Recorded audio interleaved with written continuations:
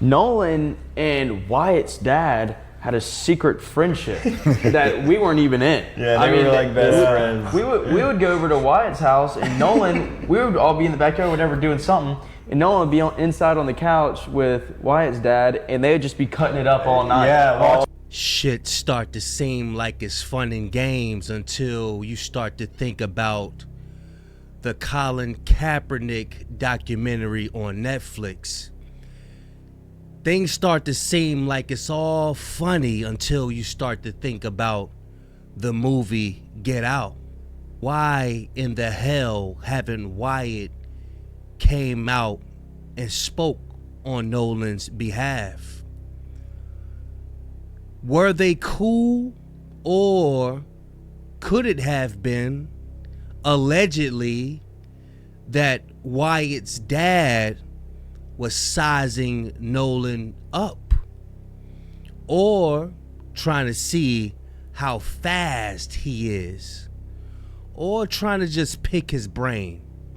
We don't know with these people, and I'm not saying anybody's guilty. All I am saying is, what happened to Nolan Wells? Where is Nolan Wells' organs? Why is the DA seemingly working against us? Why is the governor in Mississippi working against us, saying Ben Crump and Al Sharpton is causing a division out there in Mississippi? These are the questions we still have. Why was Nolan Wells' phone wiped out? Today, we will be reviewing some videos and analyzing what's going on the internet, y'all. Before we get into that, y'all make sure y'all hype this video. Y'all make sure y'all are subscribing to the channel. And make sure y'all write in the comments section, justice for Nolan Wells. Check this out, y'all. And they sent me to his house, which that boat had never even been in the water. Wyatt did. I never even really talked to Warren. The whole time I was in the house, I spoke with Wyatt. Wyatt is the one who had the phone that supposedly was in his truck or whoever. But Wyatt is who I talked to. I never talked to Warren. I'm not sure why Warren is doing that. But I turned the camera around directly on Wyatt and told my sister. Outside somewhere. They said it was in the truck. I'm not sure where it was at. It took them at least 15 minutes to bring me the phone. By this time, the boys will start, because Wyatt started getting jazzy at the mouth. So my son, Jalen, was like, hey, you better watch your tone. Like, don't get smart, my mama. Right. Because we trying to see what Nolan, because we trying to figure out why y'all seen y'all ass up in here chilling and Nolan missing. So that's when I asked again, where's the phone? She's gone. That's when he told me she was going to get it. I said, oh, she must have to go back to Horn Island truck outside. Now, mind you, we had to pass all the cars to walk in the house. It's just it's a bunch of lies. I don't feel the need to, like I said, when they go to mentioning Javon, I'm going to say and stand up behind mine every single time. As far as me and that nudge shit, I don't feel the need to explain anything to any of y'all. Secret Service Sam here with a Nolan Xavier Wells update. And there's this odd letter. It looks like a journal entry that just hit the internet. Let me know what you guys think. It says July 4th, we go to the party, the island. We had alcohol. I may have drank half, if not a whole seltzer throughout the entire time. Was worried about returning for his second season, and he didn't want to ruin his chances. Cell service sucks here. Imagine something happening to you and not being able to call out for help. Nolan side-eyes and dismisses the comment. Nolan snaps a photo or a video of scenery or something. Wyatt had been sniffing the bug shug all morning. Wyatt tries to grab his phone and has to put it, and Nolan jerks his phone because this feels like what would lead to Nolan's death later. Approximately 12 hours later, Nolan was already hanging on an inkling he shouldn't go to the pool party. Him and Wyatt have had some animosity for a while because Nolan was back and forgave easily and didn't hold grudges. He was the peaceful friend, the conflict solver in most of his social group. He had several, maybe 3 friends, grumps. I can't read the rest of them. Nolan was only put on the boat to be transferred back to the island around 3 to 5 a.m. July 6th. That's why he wasn't found initially on the island. He was stored somewhere cool and dark to keep from decompositioning a minute, but it was summer. He already started to have a hint of smell permeating the shaded area. It's an area of property him and his friends hiked or hung around in, and yes, it's one of his friends' properties. Somebody got a farm or hiking trail, maybe both. Somebody cried, somebody is scared to speak, somebody was threatened. All of them are being haunted. Nolan decided to unfriend this group, and they couldn't accept it, the ultimate motive. Again, it's hard to read this letter. The writing kind of looks that of a female. I don't know. What do you guys think about this? Let me know in the comments. Secret Service Sam out. Samson for president. So it looks like the females out there are beginning to write down in their journals what had happened. And come to find out, this is the second person that said that they was on the nose candy. And maybe this explains why somebody is losing all this weight. And this explains why Wyatt called the police so fast when people started to come to his house. It said the body was about to start decomposing. They had to store it in a cool area. But I'm happy that God is putting the spirit on some people to journal, to come out. I believe God is building up the story to drop a bombshell on they asses, because Mississippi are used to the black folk out there accepting their behavior, and they're frustrated that the world won't conform to their behavior. And you better believe the answers are out there. Do y'all remember when the lady walked around and showed you how many cameras was out there in Ocean Springs? Somebody knows something. Well, I guess we're not the only ones who realize that Jax has really been talking a whole lot than he probably needed to. Well, for us, we love that he's been doing a whole lot of talking and sharing a whole lot of more than what them, the panel, has shared with us. And maybe they realize it really isn't that funny anymore, huh? Because Jack's attorney is like, sir, you need to zip it, and called that other thing over there and told them that they will not be doing the podcast for next week. That's interesting. I guess Jax has talked enough, and so now he's gonna he's on punishment. The attorney put Jax on punishment, and I'm pretty sure Warren did too, because that look that Warren was giving him when he was doing all that talking.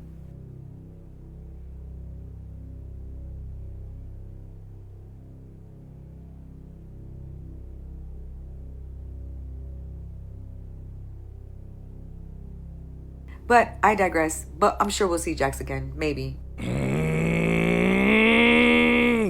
Listen.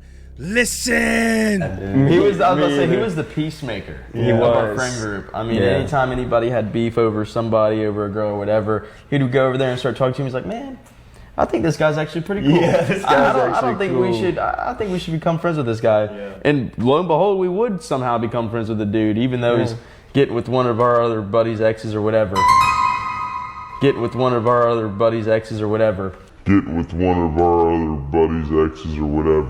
Even though he's getting with one of our buddies' exes or whatever.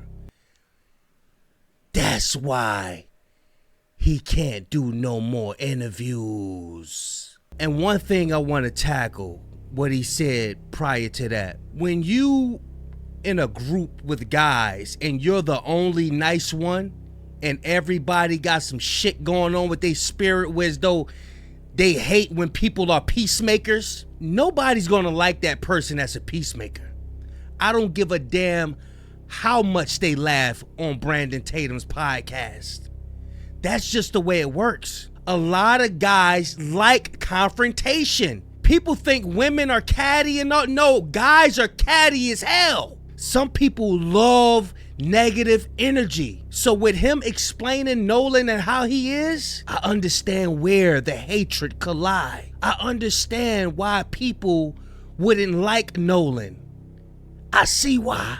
And I also see why they said he need to shut the hell up. So I found this guy saying that Mississippi could get Nolan Wells' mother for tampering with evidence for holding on to the phone. But it was okay when his fake ass friends had the phone. Ain't nobody had shit to say. This don't make no sense, bro. Check this out, man. This off my chest, guys. It's been bothering me for days. I'm going to do a longer video on this next week. But I come to find out that after there's been allegations that the phone was tampered with, Nolan Wells' phone was tampered with, that law enforcement doesn't even have the phone, this most critical piece of evidence. That means other people in the family have gone through the phone. This is a number one piece of evidence that prosecutors and police get in an investigation like this. I'm sorry, and don't give me it's the family and she's grieving and it's Mississippi and we don't trust law enforcement. This is not the way investigations are conducted. The tail is wagging the dog. They don't get to decide that they're going to hold on to critical pieces of evidence. If this were happening in any other case and they refuse to surrender it, or law enforcement doesn't get a search warrant in order to get it, people would argue that this is withholding of evidence, tampering with evidence, things of this nature.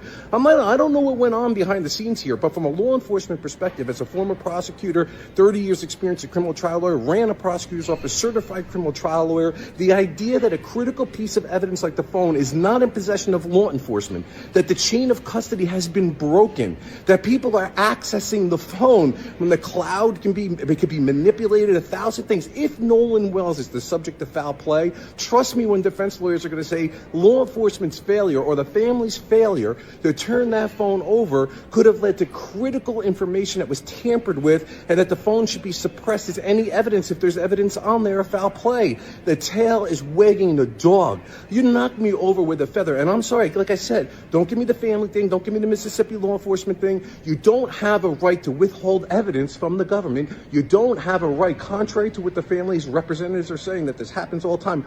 Bull. It doesn't happen all the time. Anyone here knows, if you have a reasonable mind and if you're being fair-minded, that one of the first things that you do is get the phones, search warrants if they're not going to surrender them, and if they don't... Shut up! You on their side. We don't trust none of y'all. No, don't give up no phone. You down with them. Get out of here. Miss Christine Wansley, please don't give up that phone. I don't care what they gonna argue, because it was okay for them to have a damn phone. You can't have your own son phone? They act like they don't understand corruption. This shit is looking corrupt out there. Can't nobody be trusted out there. What don't you understand? God is such a mercy. You see what I'm saying? All right. And then y'all done took, y'all done already had his phone, but now y'all done took my phone too. Right, you know, because that was emergency. They got to get up out of there. But see, that call is gonna tell y'all, we gonna get some justice for nephew, man. Because that call, man, that call to Cito told us everything we need to know, and they can say what they want to say. That call told us. Were they invited to the funeral? Everybody was invited to the funeral. Oh, another lie. Another lie. So, hey, and Jalen and Javon was at the funeral, and Jalen and Javon were pallbearers for those that were seen. Right. Yeah, they were there. Right. Yeah, because they got on that interview. The phone, whoever misunderstood, the phone was locked when I got it. However, I could see where everybody had been calling, but the phone was locked. And none of us knew the code, and none of us tried to get in the phone. But the phone was locked, sweetheart. These so can I ask you this? Was the phone and the keys somehow end up back at the same house, right? Because Warren trying to say that when y'all came and got the phone, they was at, hey, y'all can't say the names. I can say the name Jack's house. and then I know they went and got the phone and the keys was at Jack's house. See, that's what I said. Some people they lying in every interview. They just be lying, man. The phone and the keys were at Jack's house, and we went back because when I got the phone again, we went to find the boat, which was somewhere else. We went back to the house. We met Christine and Elmore. Y'all see how comforting it is when you hear our sisters speaking to each other? You hear all that comfort, but when we just listen to the dude right there, you see how uneasy it felt? That, I'm telling you, it's a spirit. It's a vibration. We don't share their spirit, bruh. Listen to our sisters, listen. There because the car was there too. So When they get together. Yes, it did. they were both at the same spot.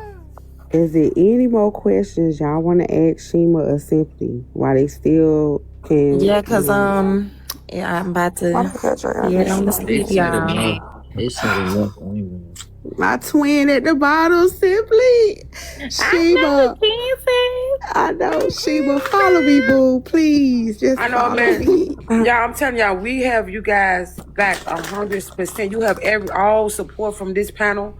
We love you guys. We have been fighting and advocating for you guys. We love Miss Thank you Christine. so much. We think that she is our sister and our mother as well. Nolan is our nephew. You know what I'm saying? And we really, Yes, I mean, and she is an amazing person. And all this bashing her is insane. Nolan lived with his mom. Nolan has always lived with his mother. In every house his mother has had, he has lived with her. Clock it. The only time Nolan did not live with his mom was when he went to college. Because they were trying to say, one of the little brothers said he stayed with us for 3 years. One little brother, they just been lying. They need to be arrested, man. All right, y'all. So my other observation that I saw a second interview with Warren. Warren said you can literally see all of the deck. Literally almost see down to the deck. But I thought you guys were sinking. And it's coming up. We're just sinking. I don't know. Like we're going down. Now he also says that you could see in that picture, or he meant video, that what I call the staged Cito video. He said that everyone is completely casual. As you can see in that picture, everybody is completely casual while Wyatt's on the phone with Cito. So that leads me to the end. Where are you guys sinking? Where is it sinking? Where is the water? Since we can see. So I now realize what you guys are trying to do with that fake Cito demonstration reenactment video that you guys made, because you're trying to use that video, which you guys are already saying that that's the actual video from the day that you guys made that distress call that Wyatt was on the call with Cito. But you guys are going to do is take that the official MDMR, you're going to edit that, and then you're going to overlap it with that Cito video reenactment. Because I noticed that you guys recorded it.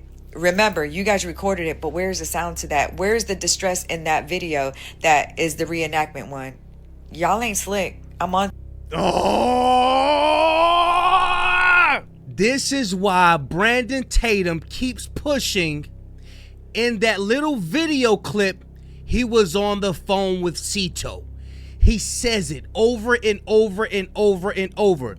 This is witchcraft, y'all. He's trying to implant in everyone's mind that photo and that short snippet of them being told, where you see Wyatt on the phone, that he was on the phone with Cito. We don't know who he was on the phone with. And she's saying that they're going to overlap the audio with that video to try to implant that in everyone's mind. This is witchcraft. This is how the media pushes narratives. People are a visual people. They like to see things. And when you see something, you automatically take it as facts. And they looked way too relaxed versus the audio. The video, they look way too relaxed. But that's the end of the video. Y'all get in the comment section. Y'all let me know what y'all think about Miss Christine Wansley handing over the phone. I think today time is going to be up with that 48-hour window that she was given. I pray that she don't give up that phone, because that would be the last piece of evidence that we have. Also, y'all let me know what y'all think about them pulling the boys off of future interviews, because they've been talking so much. I want them to keep talking. I don't want them to get pulled off no interviews. I want them to keep talking so they can tell on themselves. Remember, if you want to figure out if somebody's lying or not, all you do is gotta let them talk. They are going to get emotional. They're going to get relaxed. It's just like an interrogation room. This is why the detectives give you snacks. They give you coffee. Yeah, what do you want? So you can relax and feel comfortable. And that's what that podcast is allowing them to do.